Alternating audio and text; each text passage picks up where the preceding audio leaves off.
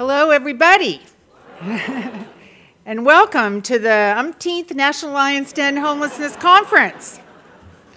It's so great to have you here. We have a new lighting system, and we're trying it out. And guess what? It really glares right in your eyes. I don't know where Shalom went. Oh, thank you. Well, that's the important thing. Someone said I looked great. You know, that's good. All right, so see you later. Anyway, no. Thank you all so much for being here. Look at this incredible crowd. It's really fantastic. We're so glad to have you here. We have a really full conference ahead of us, thanks to our unbelievable roster of keynote and plenary speakers. Everybody knows the First Lady is coming on Thursday, right? We had, is that amazing?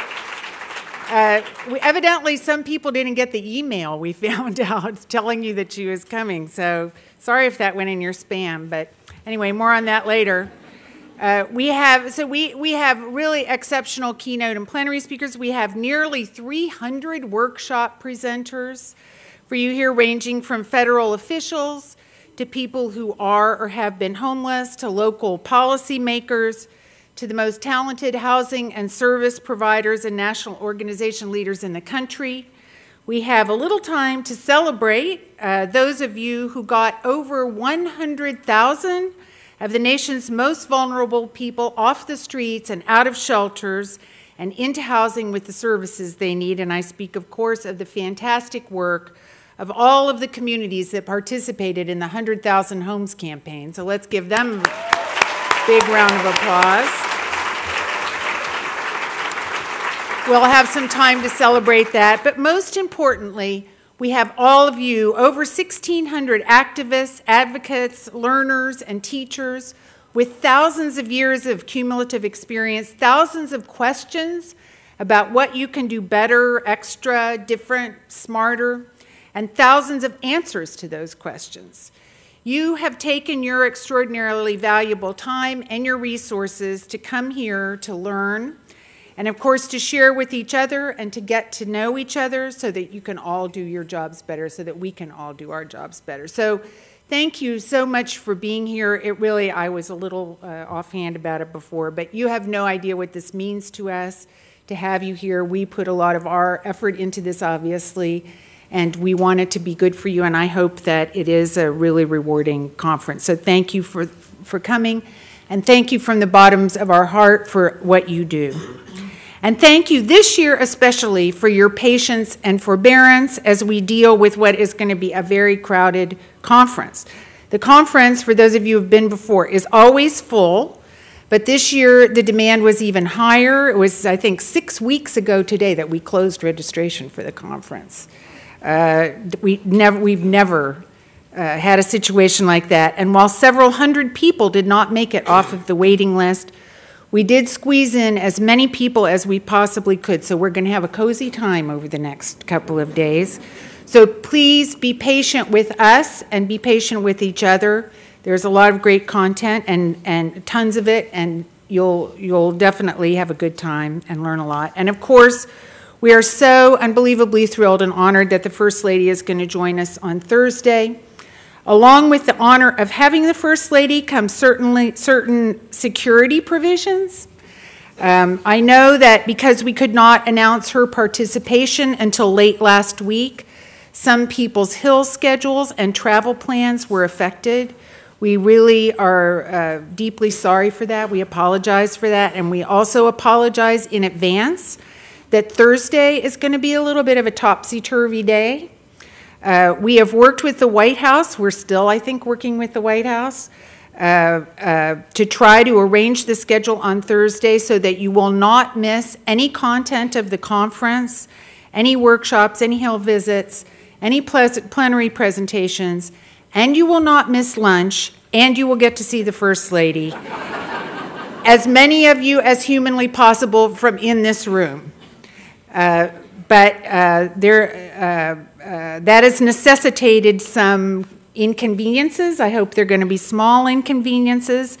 But there are going to be, things are not going to be in the normal order in which we're all accustomed to experiencing them. Let's just put it that way. So We hope that you'll forgive us, and we just said yes to everything because we assumed that you would agree with us that it's worth the payoff, so sorry in advance.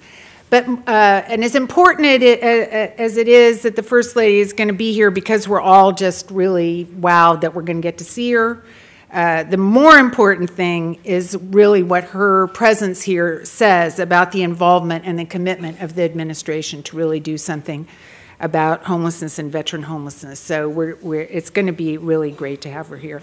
And of course, we're also so honored to have Secretary Julian Castro joining us tomorrow to make the first speech in his first week as the new Secretary of Housing and Urban Development. So you should be really easy on him tomorrow and give him lots of encouragement, make him remember that we were the people that really loved him from the beginning. And he's very easy to love. He's quite a remarkable person, been a fantastic mayor in San Antonio. He was just, I think, sworn in yesterday morning, was it? So newly minted, as they say. And it's so really also quite an extraordinary testament to your work that, because originally they were not that interested in having him go do a big speech the first week he was secretary, so this is because of you all that he's here. So, and also the fantastic Senator Booker, which we didn't know at the last minute. We actually knew a little while ago. But yeah, he's going to be incredible also. So welcome. We may be in for a bit of a wild ride, but I'm sure it's going to be worth it. In taking stock about where we stand on homelessness, about what's going on in communities and what's going on in Washington, how we might be able to move forward, there are just a few things I wanted to reflect upon with you today. We see a lot of places around the country that are making progress in reducing the number of homeless people. We also see a lot of places, almost the same number of places, where the number of homeless people keeps going up. And more confounding, perhaps, we see places where they had been achieving big reductions and the numbers have been going down, but now all of a sudden that's turned around and the numbers have started to go up. And there are lots of things that could explain these changes in differentials. Some of them are external things like housing cost changes. Some of them are internal things about what we're doing or failing to do to adjust to changes in the population or the situation.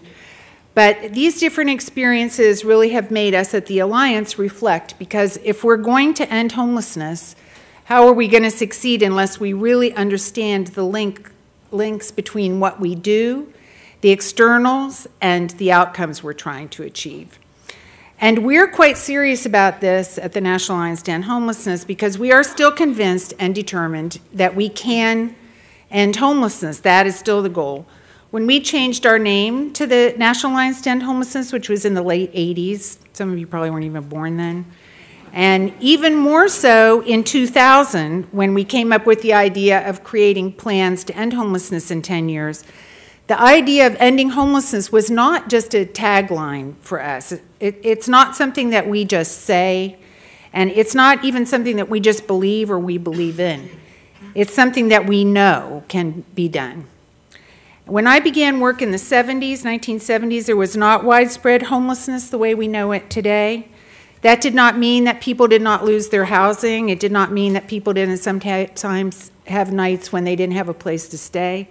It didn't mean that everybody had enough money to live on or could afford an apartment or had all the services that they needed.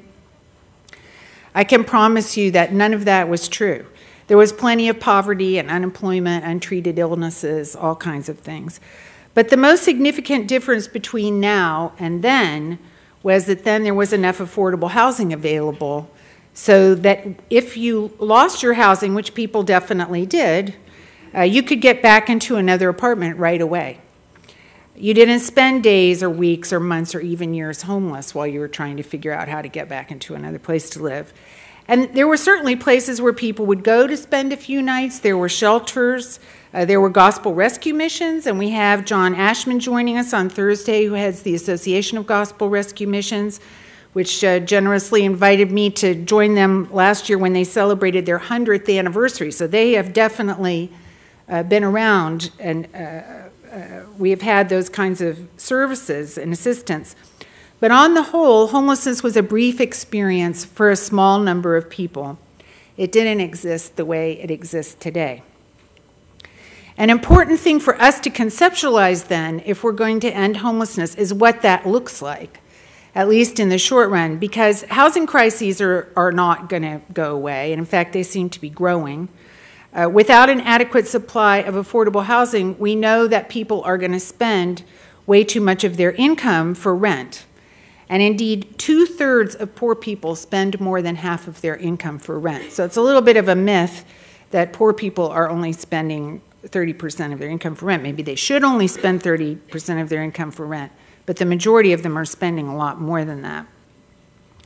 And if people spend too much for rent, they're going to have housing stability, and if they have housing stability, and given the shortage of units, it's going to take a long time for them to find a new place to live, and some of them are going to become homeless while that's happening. So we aren't going to stop that, at least in the short run. The crux of ending homelessness, I think, is that at least in the short run, we have a system that can help everybody who loses housing to get back into housing fast. And the HEARTH Act says that fast is 30 days. Be great to do that. Be good to do even better.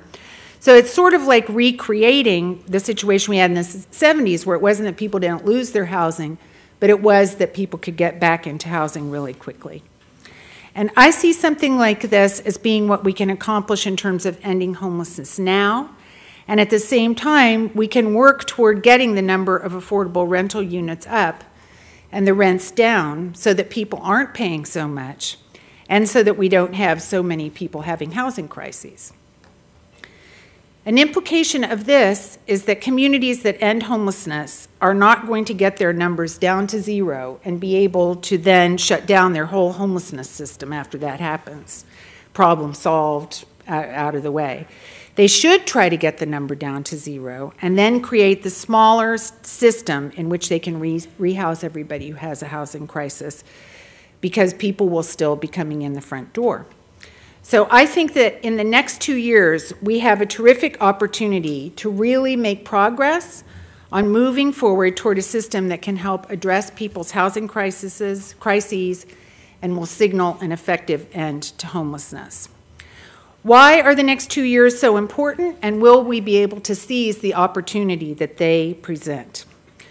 We have an administration, as you well know, that has set clear numerical goals and dates for ending homelessness.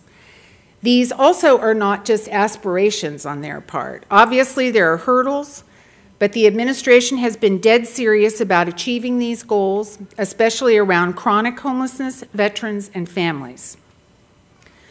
We have the opportunity of 2 more years to really lock in on these key approaches to ending homelessness and make a serious dent in the problem to get us to the point where there's really no going back. We need to get farther along this road, and we need to push hard in the next 2 years. And we're going to have help. Former HUD Secretary Donovan has moved to OMB, where he can do even more to advance these goals. HHS Secretary Burwell, Labor Secretary Perez, and HUD Secretary Castro have said that they will hold the course along with the rest of the administration. Laura Zeilinger and her team at USICH are pushing hard to line up all of the federal partners. First Lady Michelle Obama will join us Thursday, demonstrating the tremendous commitment at the very top. These people are serious, and we need to take advantage of that opportunity to push forward over the next 2 years and push hard to lock this in. There are also opportunities in Congress, led by a few very committed members like Senator Patty Murray, Senator Jack Reed, and Senator Susan Collins. They have struggled mightily to make sure that there is sound policy and adequate resources behind solutions to scale. They are our leaders in that. Of course, in Congress, the picture over the next 2 years is not quite as clear, to put it nicely. We have a midterm election coming up in the fall, after which the presidential campaigns, notwithstanding that we have no candidates, will kick in earnest. But I do think we can say that our champions in the Congress will not go away. And while the scenario is not perfect at present, it could get worse, and we need to take advantage of what we've got on our plates now. So we need to really lock in and try to get things done, including absolutely trying to get the $300 million additional dollars for homeless assistance that the administration has requested. So finally, in terms of where we stand, the service providers, the local, state government people that are working to get this done. We are within reach, definitely on the veterans and chronic, especially if we can get that $300 million. And we have a clear path forward on families. If we can press ahead on those three populations and get a solid plan with respect to youth and single non-chronic adults, which I don't think we have yet, but we can accomplish, I think we'll be well on our way to solving the problem at the end of the next 2 years. We won't be all the way there, but we'll be in good shape. So looking over those next 2 years, what are the roadblocks that we should look out for? And what could we do wrong? What would stop us from achieving those goals and from locking in on ending homelessness? One challenge, I think, would be to fail to address the necessity of closing the front door into homelessness. When the Alliance first introduced the idea of doing plans to end homelessness in the year 2000, we proposed a two-part strategy. Close the front door into homelessness, some of you may recall this, prevent people from becoming homeless, and open the back door out, get people back into housing faster.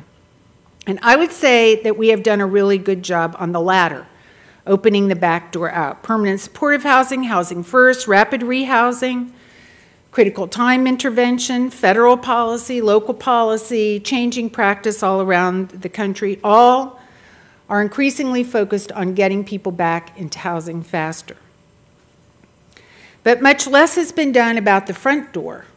The Alliance said at that time, in 2000, that most people who became homeless had some connection to mainstream systems, TANF, child welfare, corrections, mental health, and that these systems had the responsibility to help people to be a safety net, but they were obviously failing since people were becoming homeless.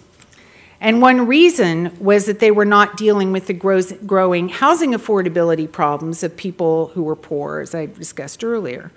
So we suggested that those programs needed to do a lot better job, and we needed to focus more on people's housing, and we talked about a lot of strategies for doing that. Well, we have made some progress with the federal programs on that, but the degree to which they attend to poor people's housing problems is still woefully inadequate, and of course we don't have adequate resources at HUD to deal directly with people's housing. Similarly, very few communities have focused on these front door strategies, and in some cases, the situation is even becoming worse, in that mainstream programs are dumping more people into homelessness, or that they're charging the homelessness system with the task of preventing people from becoming homeless. Which brings me to the next challenge, which is that we might let ourselves be swamped if the homeless system becomes the only place that poor people can access housing resources.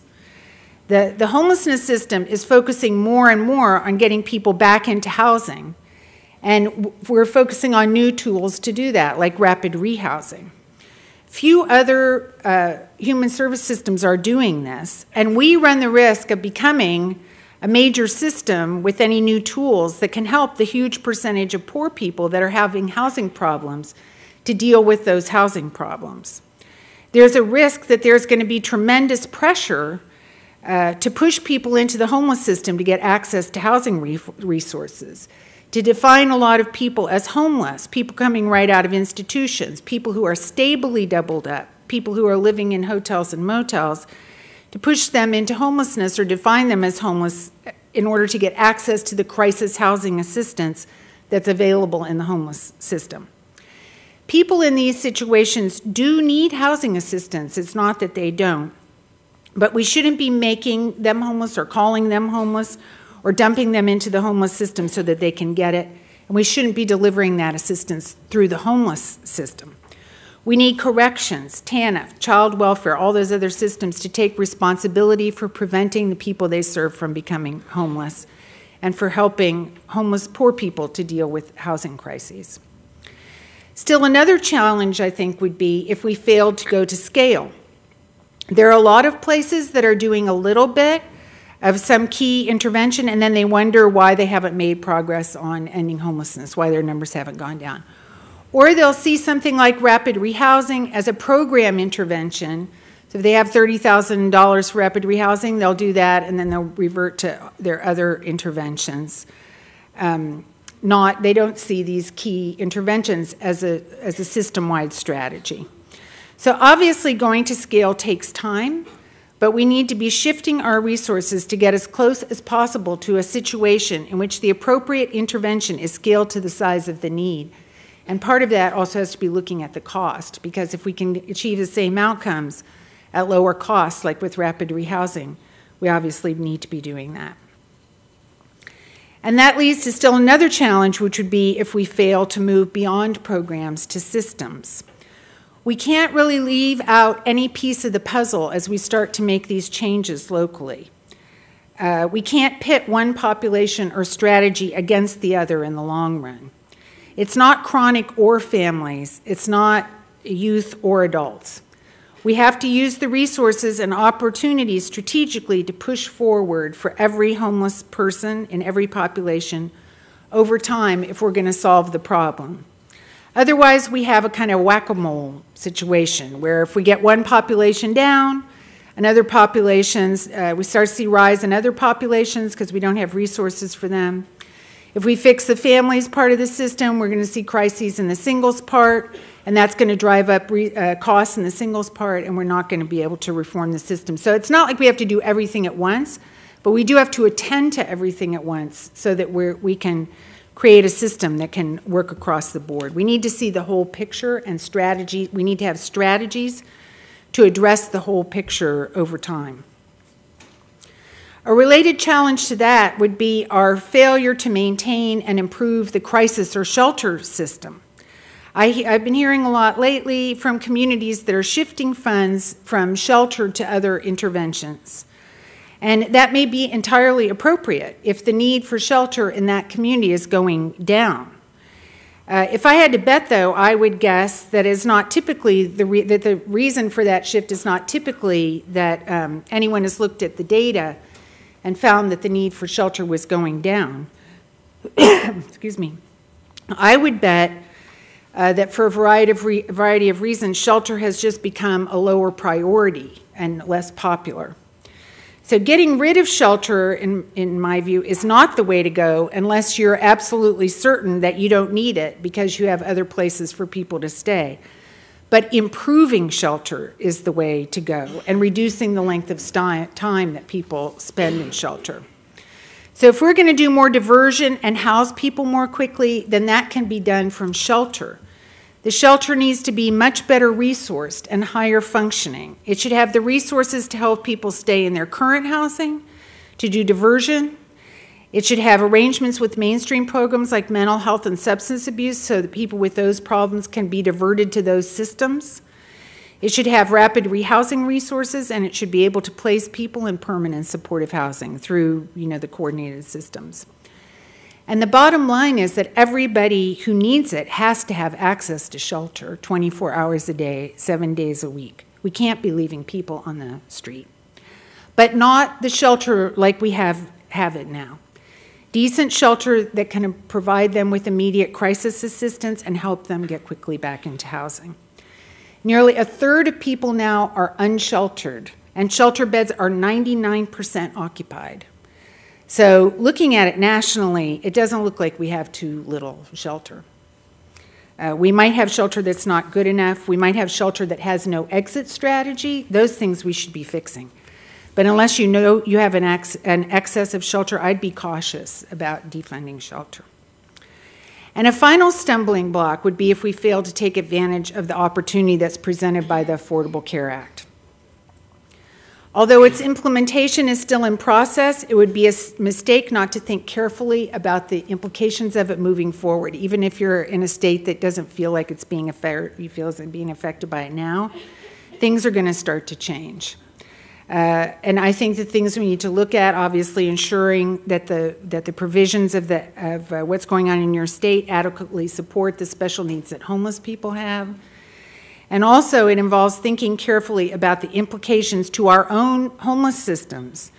Can it provide direct funding? Do we want it to provide direct funding? And what will be the implications to our systems of the shift from grant funding to fee-for-service types of funding? These are things we need to think about. So ending homelessness is not only an aspirational goal. It's a practical goal. It has a lot of practical opportunities and hurdles. We need to be clear about what it means. We're not going to eradicate housing crises among poor people, at least in the short run, and certainly not just through the homeless system. People are still going to lose their housing, and some people will become homeless. What it is about is creating a homeless system that eliminates the unacceptable, which is widespread long-term homelessness. This is the role of the homeless system. It can't solve all problems.